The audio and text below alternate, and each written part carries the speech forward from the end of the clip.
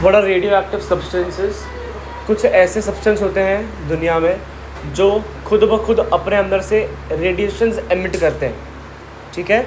Radio active का नाम इसलिए पढ़ा गया है, ऐसा सब्सटेंस जो अपने अंदर से कुछ चीज़ें एमिट करें, ठीक है, कुछ रेज एमिट करें, ठीक है। उन सब्सटेंस को हम क्या बोलते हैं? रेडियो एक्टिव सब्सटेंसेस, ठीक है। A radioactive substance is kept in the narrow cavity drilled in a thick lead block. अब एक्सपेरिमेंट किया हुआ था, ये सुनो, ठीक है। ये एक्सपेरिमेंट किया गया था एक साइंटिस्ट रुदरफोर्ड ने,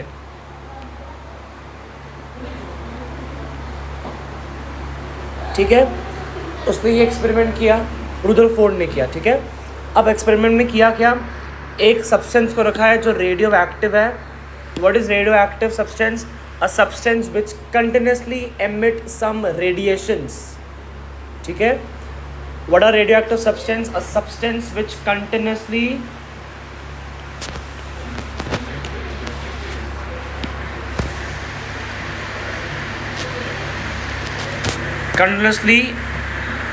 emit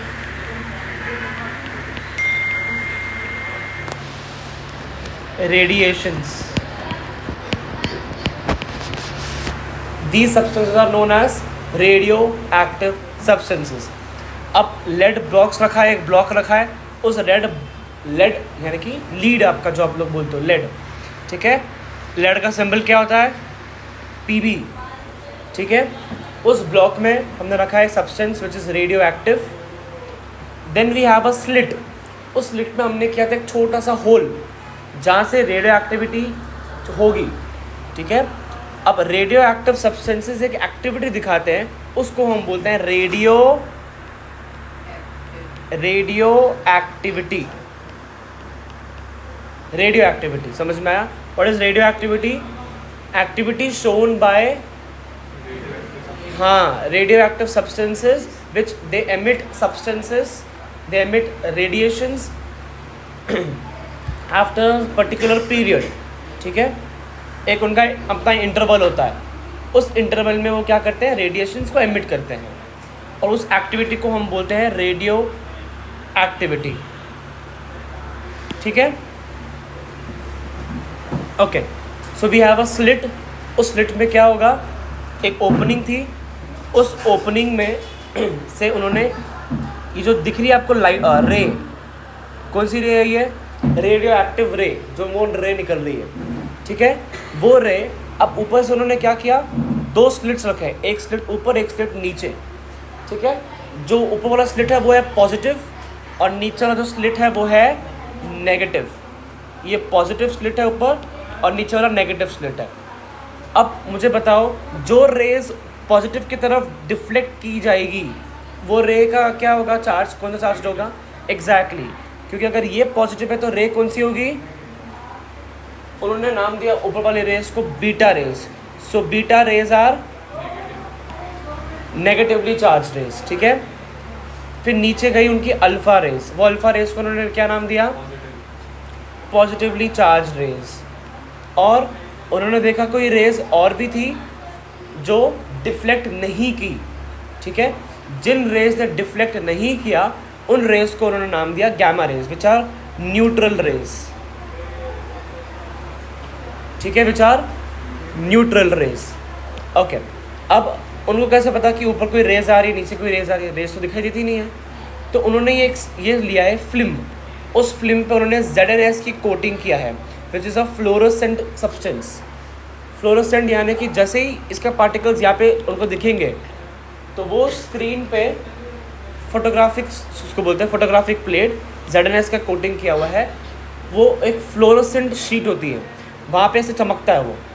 अगर यहाँ चमक रहा है यानी कि ऊपर कोई रेज की चमक रहा है, और दीज आर बीटा रेज। नीचे वाली रेज को हम बोलते हैं गैमा रेज, नीचे, और इसको हम क्या बोलेंगे? Alpha rays. The rays which are deflected towards positive are known as beta rays. Positive की तरफ अट्रैक्ट किए गए रेज को हम क्या नाम देते हैं?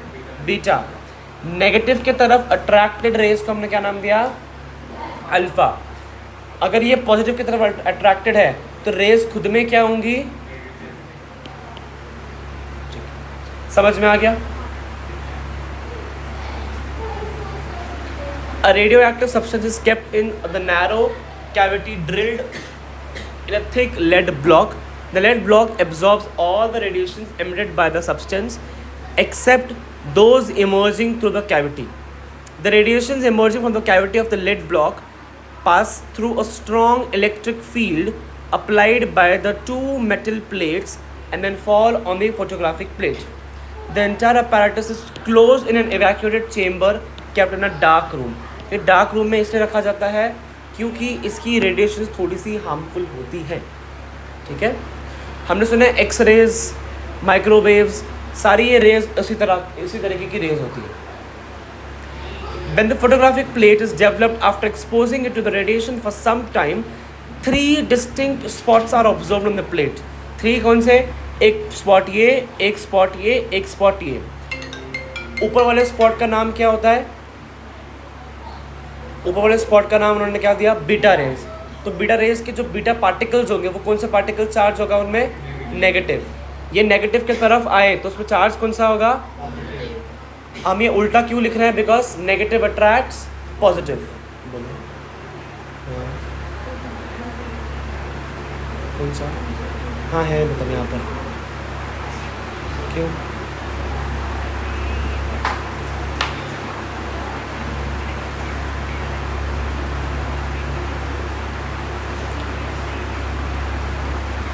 ठीक है, चारों को भी बोलो, अब मत आओ आप भी.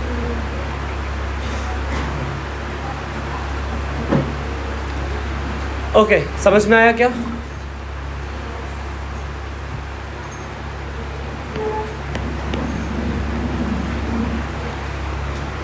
The radiation deflected towards negative plate is known as alpha rays.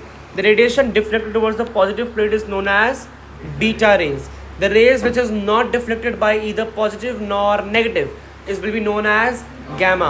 So gamma rays are neutrally charged. Radioactive element. ठीक है, अल्फा रेस पे चार्ज क्या बोला मैंने? क्या होगा? अल्फा रेस पे चार्ज क्या होगा? हाँ, okay. Radioactive element. Elements which have a high atomic number have a property of spontaneously emitting invisible, highly penetrating and high energy radiation. फिर से रीड करते हैं. And elements having high atomic number have a property of spontaneously emitting invisible. Spontaneously का मतलब खुद से. इसका मतलब खुद से वो कुछ ना कुछ करता रहेगा, irrespective of anyone. उसको कोई कंट्रोल नहीं कर पाएगा, वो खुद से कुछ रेडिएशंस को एमिट करता जाएगा. हाईली पेनिट्रेटिंग का मतलब वो किसी भी ऑब्जेक्ट के अंदर से पास हो सकती है. एंड हाई एनर्जी रेडिएशंस, और उसकी एनर्जी बहुत हाई होती है. समझा? So what is the property of radioactive element? Highly penetrating, having high atomic number and spontaneously emitting invisible light. ठीक है, 3 चीजें: high energy, high penetrating power and spontaneously emitting invisible rays. समझ में आया? ये 3 चीजें डेफिनेशन याद करना है. And this property is known as radioactivity. बता चुका हूँ मैं पहले. A substance having this property is called as radioactive substance. The nucleus of radioactive substance is unstable. उसके अनस्टेबल होने के कारण के वजह से ही वो कंपाउंड पूरा अनस्टेबल हो जाता है. 3 types of radiations are given out by radioactive substances. There are alpha, beta and gamma. So alpha rays are positive rays, beta rays are negative rays, and these are neutral rays. Alpha rays, beta rays and gamma rays. Nature. Current of alpha particles is helium plus plus, यानी कि क्या है? उसमें positive charge है. Beta में क्या है? Electron, यानी कि नेगेटिव चार्ज है.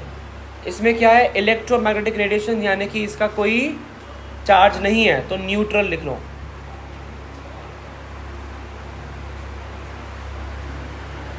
इसका मास क्या होता है? 4.008 U. यानी कि हम सीख चुके हैं Dalton.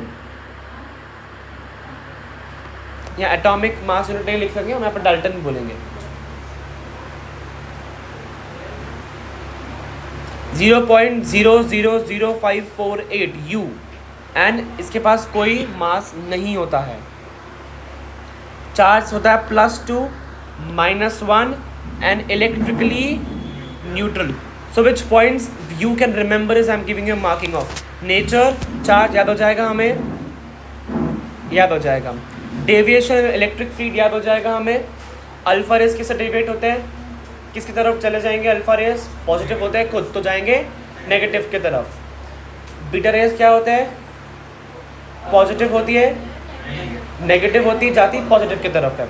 So attracted towards negatively charge plate, attracted towards and not deviated. Penetrating power, positive कुछ ज़्यादा, सबसे ज़्यादा पेनिट्रेट कौन कर सकता है, छोड़ दो ये पॉइंट छोड़ दो। सबसे ज़्यादा पेनिट्रेट कर सकता है हमारा न्यूट्रल वाला गामा रेज, यस, जो 10,000 टाइम्स ज़्यादा है पेनिट्रेटिंग पावर दैन अल्फा। ठीक है, next you have to remember is ionization power. सबसे ज़्यादा आयन्स किसके पास होते हैं, लेकिन पॉजिटिव चार्ज कहाँ ज़्यादा है, इसके पास आयन ज़्यादा है, चार्ज ज़्यादा है, तो हाँ very high, low and very low. Power to produce fluorescence, fluorescence कौन प्रोड्यूस कर सकता है, जिसके पास ज़्यादा पावर होगा, जिसके पास ज़्यादा मास भी होगा, तो very high, very low and low. So you have to remember all the points I have marked. Fluorescence यानी कि एक शीट होती है ZnS की, जिंक सल्फाइड की, उस शीट पे पार्टिकल जैसे ही बम्बार्ड किए जाएंगे वो चमकेगी। ज़्यादा फ्लोरेसेंस कौन दिखाता है, ये वाले पार्टिकल्स, ऊपर वाले पार्टिकल्स ज़्यादा फ्लोरेसेंस दिखाते हैं। फिर very low and super low low. ठीक है,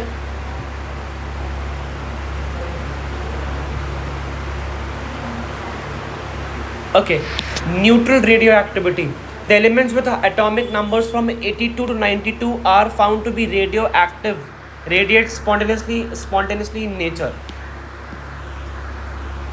These are called natural radioactive substances. कौन से होते हैं नेचुरल रेडियोएक्टिव सब्सटेंसेस, जो 82 से 92 तक सब्सटेंस होते हैं, वो खुद से क्या करते हैं, अपने एमिशंस रिलीज करते हैं। तो याद करना 82 से 92 नेचुरल होते हैं, और 92 के जो बाद होते हैं 92 यानी कि 93, 94, 95 के बाद वाले, ये सारे होते हैं मैन मेड। ये सारे क्या होते हैं, मैन मेड। इसको हम बोलते हैं ट्रांस यूरेनियम एलिमेंट्स। क्या बोलते हैं हम इनको, ट्रांस यूरेनियम एलिमेंट। 92 के बाद वाले होते हैं सारे मैन मेड।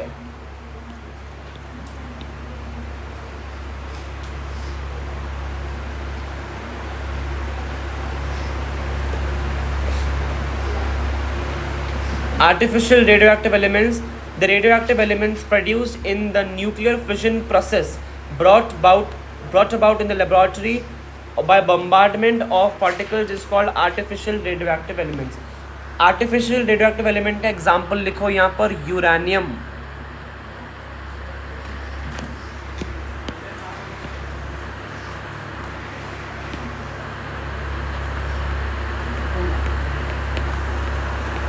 एग्जाम्पल क्या है इसका,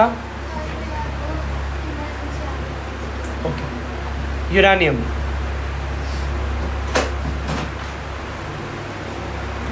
सो examples of artificial radioactive elements कौन से होते हैं,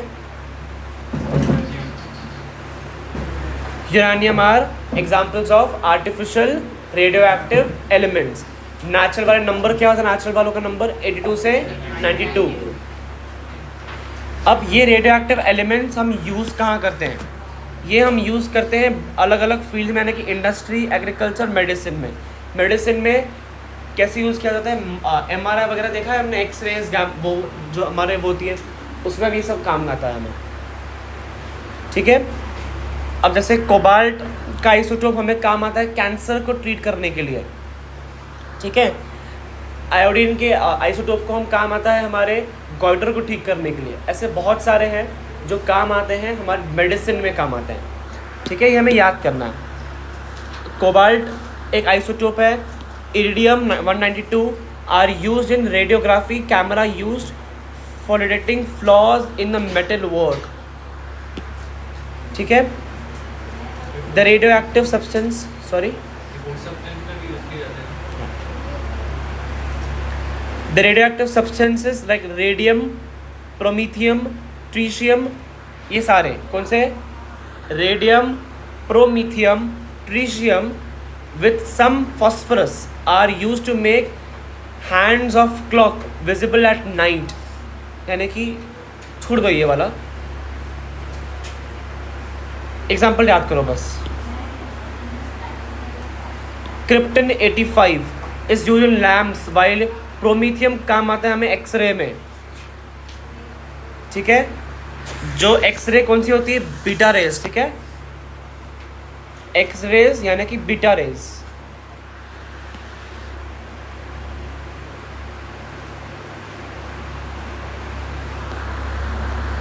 page number 142।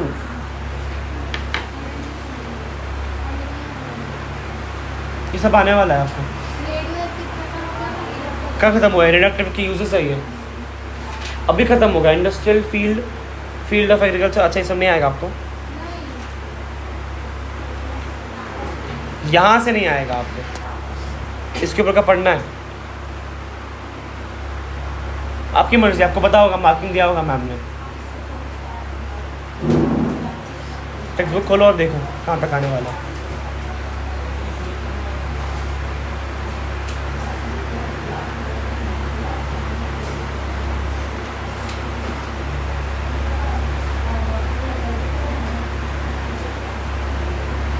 Field of agriculture by means of radiation, the genes and chromosomes that have seeds property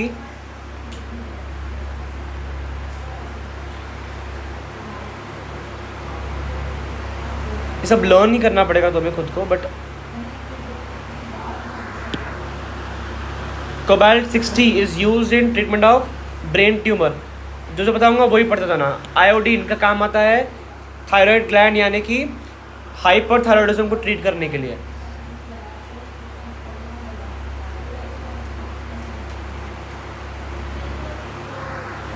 हम यूज करते हैं आर्सेनिक का हमारे बॉडी में detection of small tumours.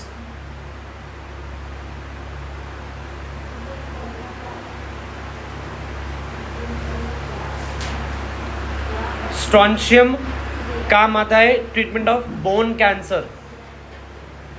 Phosphorus काम आता है ब्लड के रिलेटेड कोई भी इशू में। पॉलीसाइथीमिया, जिसमें पॉलीसाइथीमिया यानी कि जिसमें हमारा एरिथ्रोसाइट यानी कि आरबीसीज का नंबर बहुत बढ़ जाता है। आरबीसीज बहुत ज़्यादा मात्रा में बढ़ जाते हैं,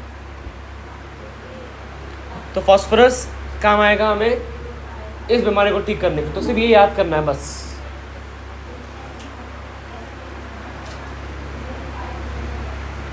मेडिकल साइंस का एग्जाम्पल्स में मैम बहुत पूछती है, आप लोगों के एग्जाम में आता है।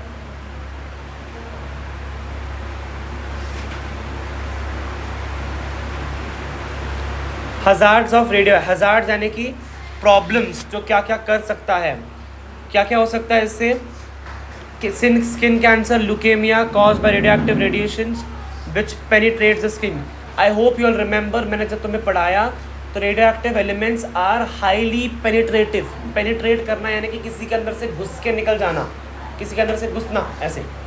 तो अगर ये सब्सटेंस हाईली पेनिट्रेटिव हैं तो क्या ये सब्सटेंस आपके बॉडी के अंदर भी पेनिट्रेट कर सकते हैं?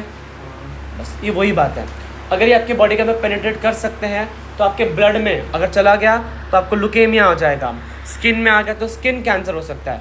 तो ये सब डिफेक्ट्स क्या क्या होता है, harmful effects of radio activity, यह आपको याद करना है, ठीक है। Radio active radiations affect the central nervous system. इनको ब्रेन में डिजीजेस होने के चांसेस बढ़ जाते हैं। Brain not function properly,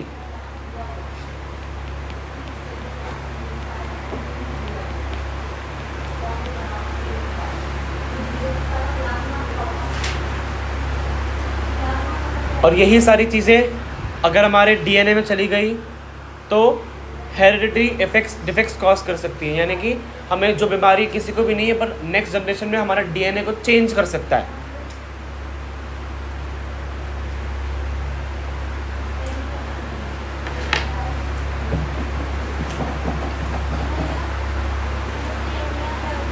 Leukemia is a blood cancer.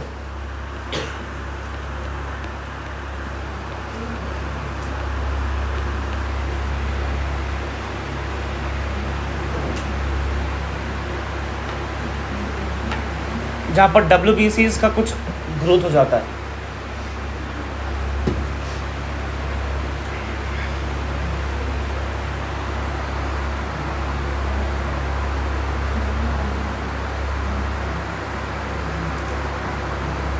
A cancer of blood forming tissues hindering the body's ability to मतलब वही है लिम्फोट्राइपिक क्या यानी कि WBCs पे इफेक्ट करेगा हमारा।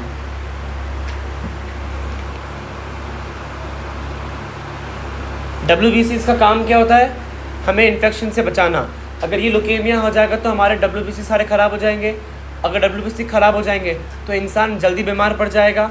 कोई भी इन्फेक्शन बॉडी में आ गया, अब आपको मैं बताऊं तो आपके अंदर कम से कम हज़ारों लाखों बैक्टीरियाज आपके बॉडी के अंदर हैं, पर आपको अफेक्ट क्यों नहीं हो रहा? बिकॉज आपके WBC अच्छे से वर्क कर रहे हैं। तो अगर आपको ये डिसीज़ हो जाएगी, आप जो भी सब्सटेंस खाते हो उसके अंदर मिलियंस ऑफ बैक्टीरियाज होते हैं, आप वो चीज़ खाते हो, you consume it, but problem नहीं होता। क्यों नहीं होता? बिकॉज आपके WBC अच्छे से वर्क करते हैं, तो वो प्रॉब्लम क्रिएट नहीं करेंगे। अगर आपको ऑलरेडी कैंसर है, लुकेमिया है, तो आपको बीमारी जल्दी होने के चांसेस होते हैं। तो लुकेमिया वाले पेशेंट्स को हमें बहुत ज़्यादा स्टेराइल चीज़ें देनी होती है, तो बहुत ध्यान रखना होता है उनके खाने पीने का।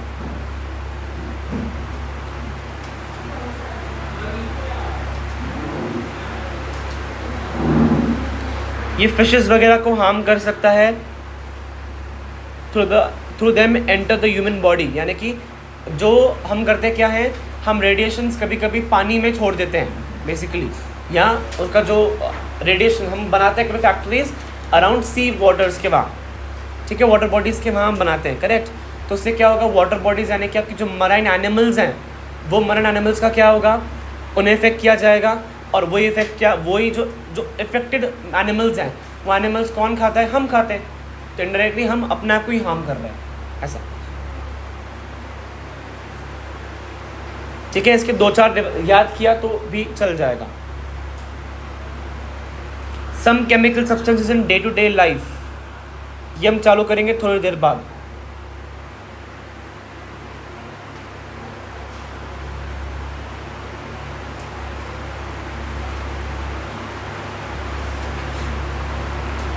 ठीक है, थोड़ा सा लर्निंग कर लो, फिर हम स्टार्ट करते हैं, क्योंकि आज बहुत ज़्यादा एक्सप्लेनेशन होता जाएगा तो मेरे को